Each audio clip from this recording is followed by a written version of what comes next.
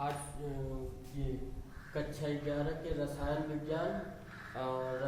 विज्ञान की कुछ मूल अवधारणाएं अध्याय 1 है। इसको पढ़ेंगे आप लोग। तो रसायन विज्ञान होता क्या है, जिनकी मूल अवधारणाएं हैं। तो रसायन विज्ञान की वह शाखा है जिसके अंतर्गत पदार्थों के संगठन, संरचना, परिवर्तनों तथा उनके संबंधित भौतिक एवं रासायनिक गुणों तथा इनके संबंधित अवक्रियाओं का अध्ययन किया जाता है। रसायन विज्ञान के अंतर्गत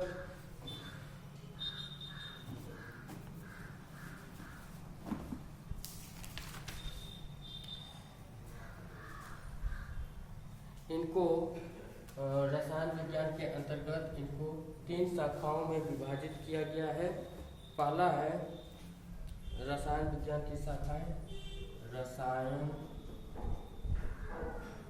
विज्ञान की शाखाएं, विज्ञान की शाखाएं, रसायन विज्ञान की शाखाएं। तो रसायन विज्ञान की कई शाखाएं हैं, जिनमें से अकार्बनिक रसायन पहला है। अकार्बनिक रसायन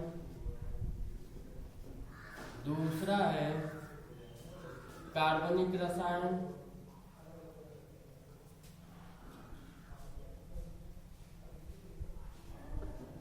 कार्बनिक रसायन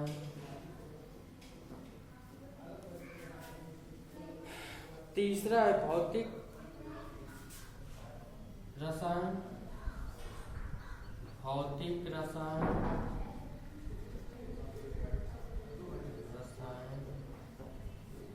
चौथा है विश्लेषण या विश्लेषित रसायन,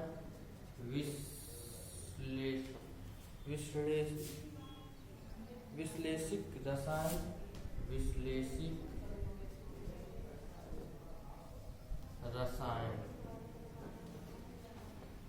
पांचवा है औद्योगिक रसायन, जैव रसायन। पांचवा है औद्योगिक रसायन।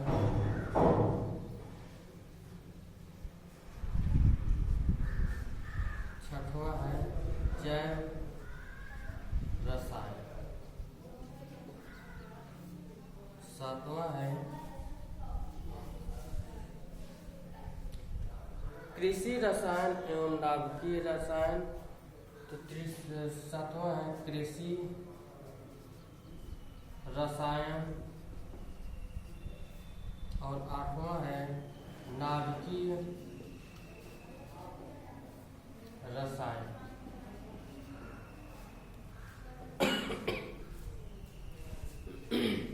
नाभिकीय रसायन तो देखेंगे सर्वप्रथम रसायन विज्ञान की शाखाएं।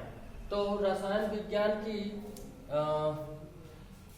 8 शाखाएं, लगभग 8 शाखाएं होती हैं। तो पहला है कार्बनिक रसायन। तो कार्बनिक रसायन के अंतर्गत कार्बनिक यौगिकों के बारे में अवक्रियाएं तथा उनके बारे में पढ़ेंगे। फिर दूसरा है कार्बनिक रसायन। पहला है अकार्बनिक रसायन, दूसरा है कार्बनिक रसायन, तीसरा है भौतिक रसायन, चौथा है विश्लेषिक रसायन और पांचवा है औद्योगिक रसायन, छठवां है जैव रसायन, सातवां है कृषि रसायन और आठवां है नाभिकीय रसायन। अब रसायन विज्ञान के महत्व। तो रसायन विज्ञान के कृषि क्षेत्र में बहुत अधिक महत्व है। और नाभिकीय रसायन यानी कि जो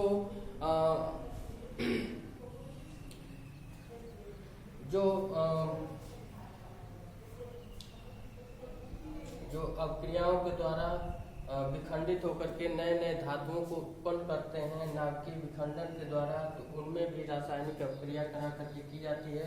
औद्योगिक रसायन यानी कि नए नए उत्पाद के निर्माण के लिए भी उपयोग किया जाता है।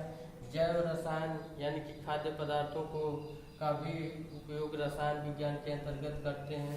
भौतिक रसायन के अंतर्गत कुछ रासायनिक अभिक्रियाएं जो होती रहती हैं भौतिक अवस्था में, उनके बारे में जानकारी मिलती है। कार्बनिक रसायन जो कार्बनिक पदार्थों के द्वारा रासायनिक अभिक्रिया करके नए उत्पाद के रूप में या कुछ उत्पाद बनते हैं, तो उनके बारे में पढ़ेंगे।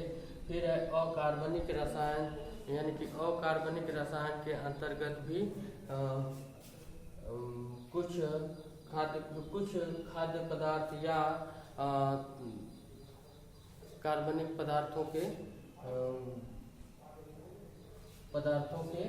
यौगिक मिलते रहते हैं।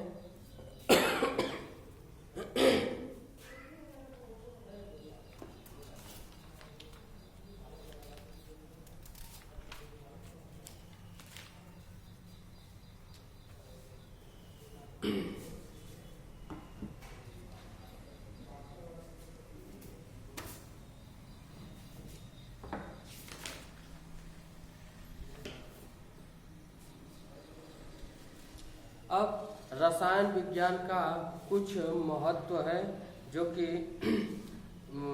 दैनिक जीवन में उपयोग में आता है। रसायन विज्ञान के सिद्धांत के अनुसार व्यवहारिक रूप से मौसम विज्ञान, मस्तिष्क की कार्यप्रणाली, कंप्यूटर प्रचालन तथा उर्वरक, क्षारों, अम्लों, लवणों, रंगों, बहुलकों, दवाओं, साबुनों, अपमार्जक धातुओं एवं मिश्र धातुओं को नवीनीकरण के लिए भी उपयोग में लाते हैं। तो ये रसायन विज्ञान के द्वारा ही प्राप्त किया जाता है, बनाते हैं। अब आता है द्रव्य की प्रकृति। तो अब यहाँ से चैप्टर का स्टार्टिंग हो रहा है। पहले चैप्टर का द्रव्य की प्रकृति। द्रव्य की प्रकृति। तो द्रव्य की प्रकृति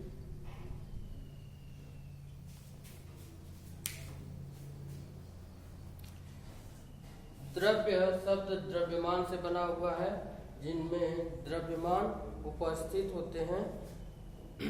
किसी वस्तु का द्रव्यमान उपस्थित होती है जो कि स्थान घेरती हैं, उसे द्रव्यमान कहते हैं।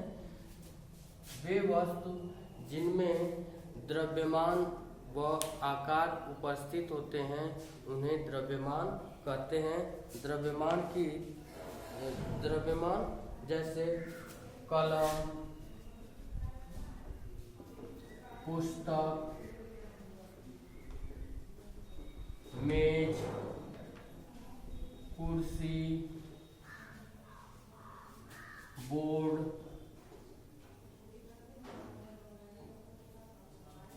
इत्यादि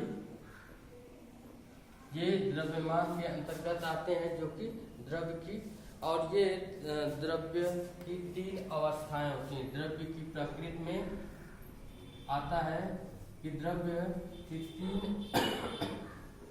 की अवस्थाएं। तो द्रव्य की तीन अवस्थाएं होती हैं। द्रव्य की तीन अवस्थाएं होती हैं।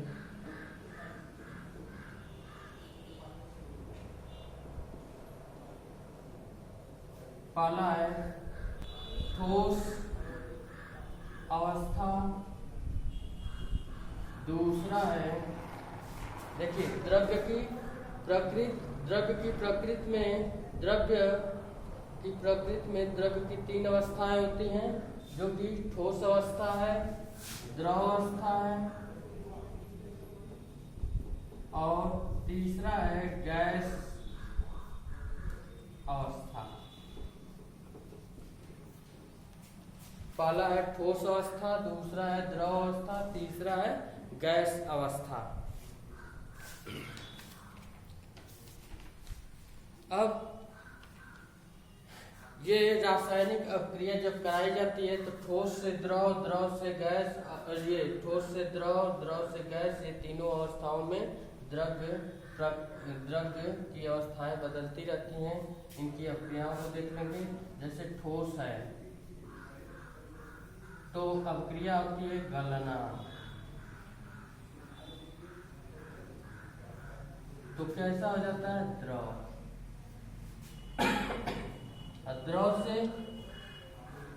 द्रव से गैस के रूप में, यानी कि जब वाष्पन होता है, और ये सब गर्म करने पर होता है, गर्म करने पर क्रिया होती है। ठोस से गलनांक के रूप में जाता है, गलता है तो द्रवित अवस्था में हो जाता है, और द्रवित होकर के गैस में परिवर्तित हो जाता है। तो ये तीन अवस्थाओं के रूप में होते हैं, ठोस, द्रव, गैस, और तीनों को गर्म करने पर ये बनते हैं, प्राप्त होते हैं। और इनको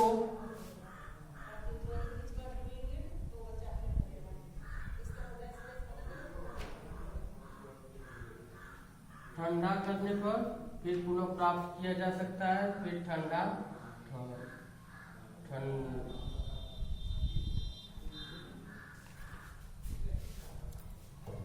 ठंडा करने पर पुनः फिर उसी अवस्था में प्राप्त हो जाते हैं। जैसे गर्म करेंगे तो ठोस से द्रव में, द्रव से गैस में परिवर्तित होंगे। अगर उसी को फिर ठंडा कर देंगे तो गैस से फिर द्रवित हो जाएंगे, और द्रव से फिर ठोस में परिवर्तित हो जाएंगे। तो ये तीनों अवस्थाएं होती हैं, ठोस, द्रव और गैस। अब आएगा द्रव्य का वर्गीकरण। द्रव्य का वर्गीकरण में द्रव्य को कैसे वर्गों में विभाजित किया गया है वो चीजें हैं। द्रव्य का वर्गीकरण।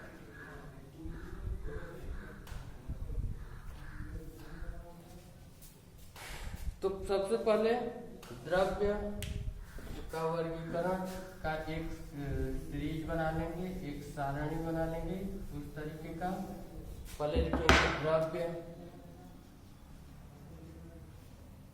फिर है इधर मिश्रण,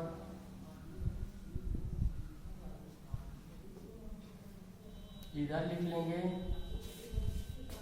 शुद्ध पदार्थ,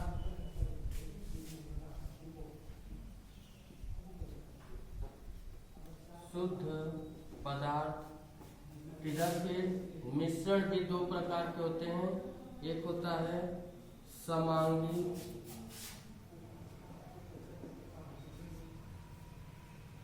दूसरा होता है विषमांगी।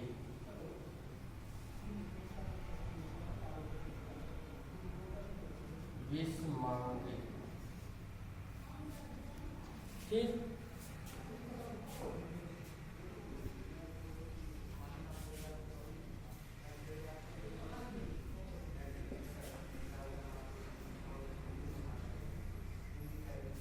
शुद्ध पदार्थ, फिर है तत्व और यौगिक।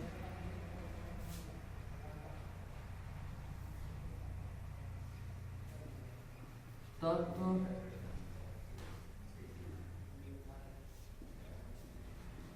यौगिक।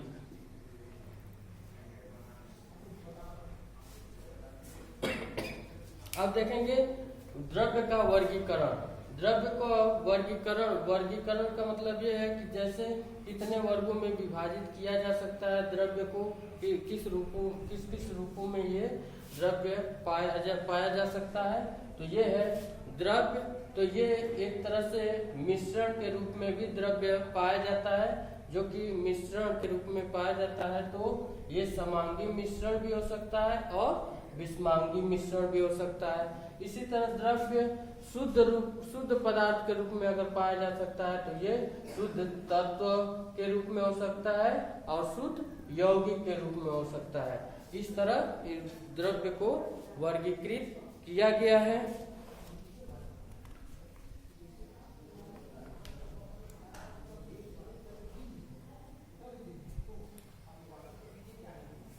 अब आगे द्रव्य के गुणधर्म।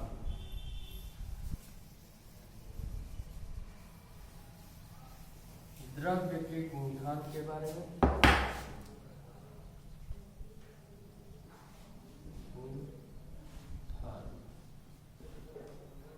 तो द्रव्य के दो गुणधर्म होते हैं। पहला होता है भौतिक गुणधर्म,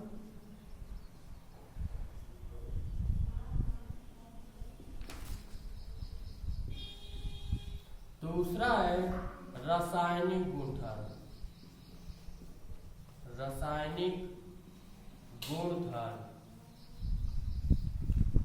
द्रव्य के दो गुणधर्म होते हैं।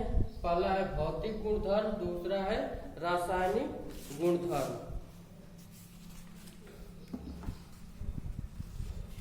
देखिए भौतिक गुणधर्म में क्या होता है कि इनमें रंग, गंध, गलनांक, क्वथनांक, घनत्व आदि रंग, गंध, गलनांक, क्वथनांक इत्यादि उपस्थित होते हैं।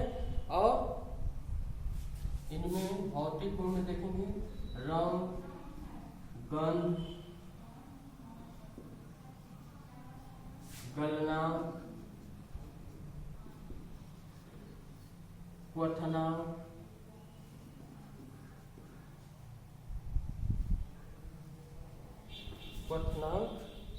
गलनांक, क्वथनांक, घनत्व आदि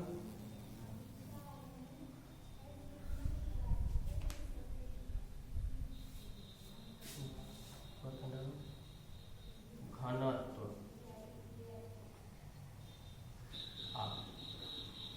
होते हैं।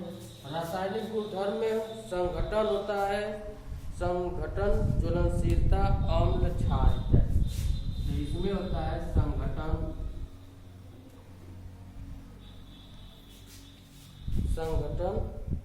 ज्वलनशीलता, अम्ल, क्षार। ज्वलनशीलता, अम्ल एवं क्षार इत्यादि। देखिए भौतिक गुणधर्म में रंग, गंध, गलनांक, क्वथनांक, घनत्व इत्यादि जानकारी मिलती है इनके बारे में। और रासायनिक गुणधर्म में क्या होते हैं कि संघटन होता है, यानी कि उन क्रियाओं के द्वारा संघटन होता है। और ज्वलनशीलता, अम्ल एवं क्षार इत्यादि के रूपों में रासायनिक गुणधर्म प्राप्त होता है।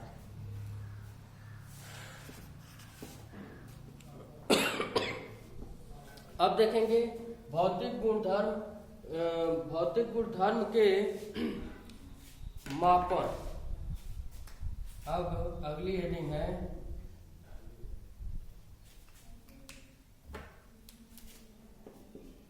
भौतिक गुणधर्म के मापन। यानी कि जो भौतिक गुणधर्म में मापन क्रियाएं होती हैं तो वो है लंबाई, क्षेत्रफल, आयतन। ये है लंबाई, क्षेत्रफल,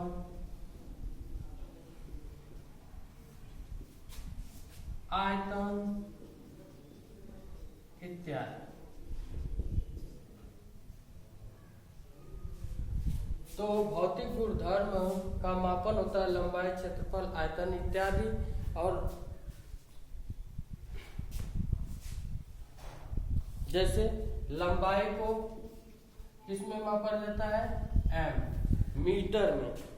लंबाई को मीटर में मापा जाता है। जैसे मान लीजिए किसी कमरे का लंबाई मापना है तो उसको मीटर में माप सकते हैं। तो इस तरह इनका भौतिक गुणधर्म के रूप में लंबाई, क्षेत्रफल, आयतन का मापन करते हैं।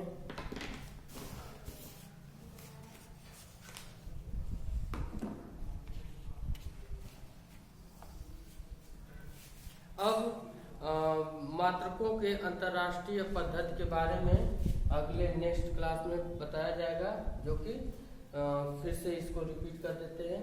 जैसे रसायन विज्ञान की जो शाखाएं होती हैं इनके अंतर्गत द्रव्य के भौतिक गुण, भौतिक द्रव्य के गुण धर्म के बारे में, जो कि भौतिक गुण और रासायनिक गुण धर्म है।